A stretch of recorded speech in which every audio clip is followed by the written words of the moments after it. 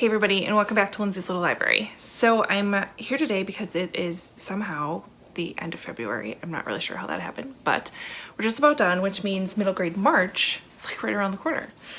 Middle grade March is something that Krista at Books and Jams does, and this year she's working with Katie at Life Between Words and Amanda at the Curly Reader, and they do a month-long readathon, really focusing in on middle grade books. So this has been going on for quite a while. I loosely participate.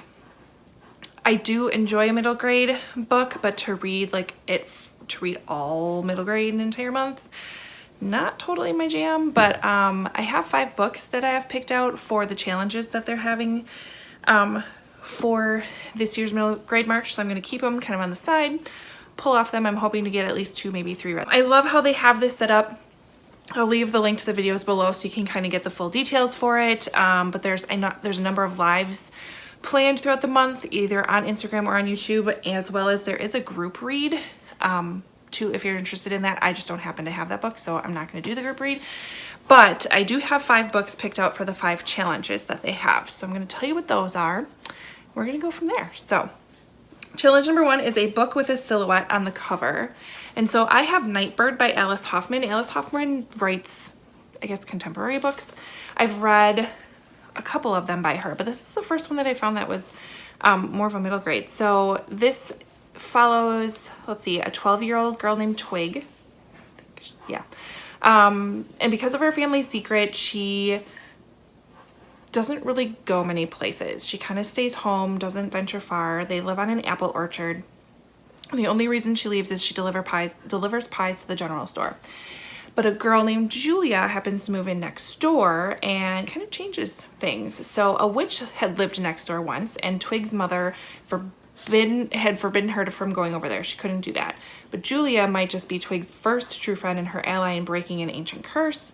So I'm assuming there's some sort of magic involved here, some sort of friendship involved here. I'm not sure, but it sounds interesting. So that was for a book with a silhouette on the cover. I think you saw that there's silhouettes. Challenge number 2 is a book with strong family elements, and this is another one I stole from my daughter, but we've got The Book Wanderers by Anna James. So this follows, what's her name? Tilly. So Tilly Page's family. So she doesn't know her mom all that great. She disappeared a few years ago. Tilly's 11, and she lives with her grandparents and kind of helps them out in their bookstore called Pages and Company.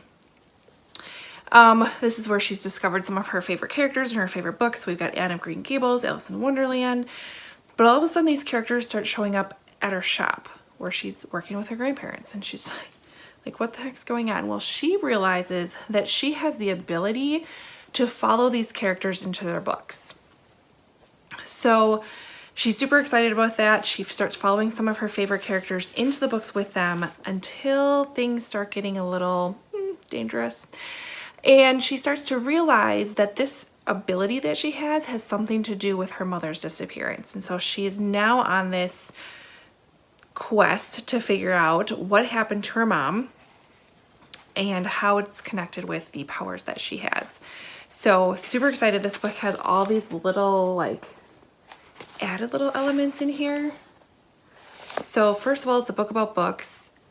Super a strong family elements in here. I mean, she's on this quest to find out what happened to her mom. And the ability to jump into books and follow your favorite characters has me very intrigued. So this is also on my list.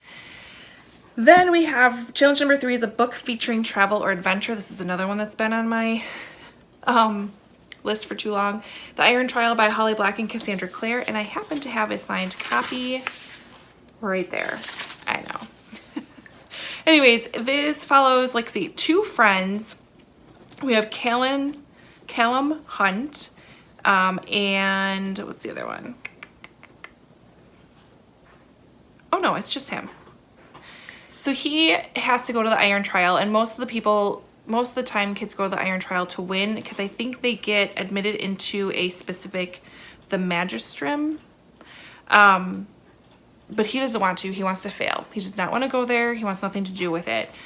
So he does his best to do his worst, and he fails at failing and ends up having to go in. So sounds very interesting. A different little twist on you know, most books like this, thinking like Nevermore and Harry, like they're trying to get into this stuff. He doesn't want anything to do with it. So I'm kind of interested to see where that takes me, and I've heard great things about this one as well.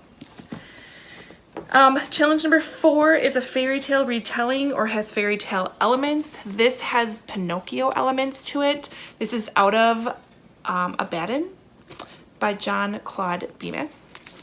So this follows Pinocchio, and Pinocchio is a duty-bound servant made of wood that is there to protect the floating palace of the Venice emperor. But one day, Pinocchio finds himself locked in a trunk and delivered to a new master who is a wanted criminal named Geppetto. He's curious about everything about him, but most curious is the way Pinocchio seems to be changing from a wooden servant to a living human. So I'm very interested in that one, and I love this cover. I think this came in my daughter's, Amazon does a kids book box, and this one was one of the books that came last year. I think I was more excited about it than she was, but that's okay. Challenge number 5 is a book published in the decade you were born. We're gonna go with The Witches by Roald Dahl. This is published in 1983. I was born in 1981. I was super excited because on, I believe it was HBO, there's a rendition or a movie made with Anne Hathaway of The Witches.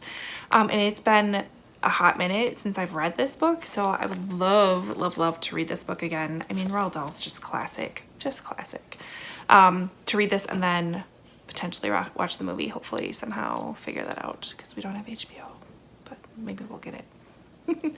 So those are the 5 books that I'm going to put on my TBR for the month of March, hoping to get through 2, maybe 3 of them would be great. All 5 would be fantastic. But I do love partaking, at least dipping my toe in the middle grade March fun, because I think it opens my eyes to some books that I wouldn't normally pick up. Normally my daughter and I will trade books. I'll have her read one, she'll have me read one. Maybe we'll still do that. I'll keep you in touch with that. I know she has some Alan Gratz books she wants me to pick up, so we'll see what happens in March. Otherwise, again, go to Krista, Katie, or Amanda's channels. Check out what they have for middle grade March. There's lots of great content out there if you're looking for some ideas. These are just a few of them. And comment below. Let me know if you're participating, if any of these are on your radar at all.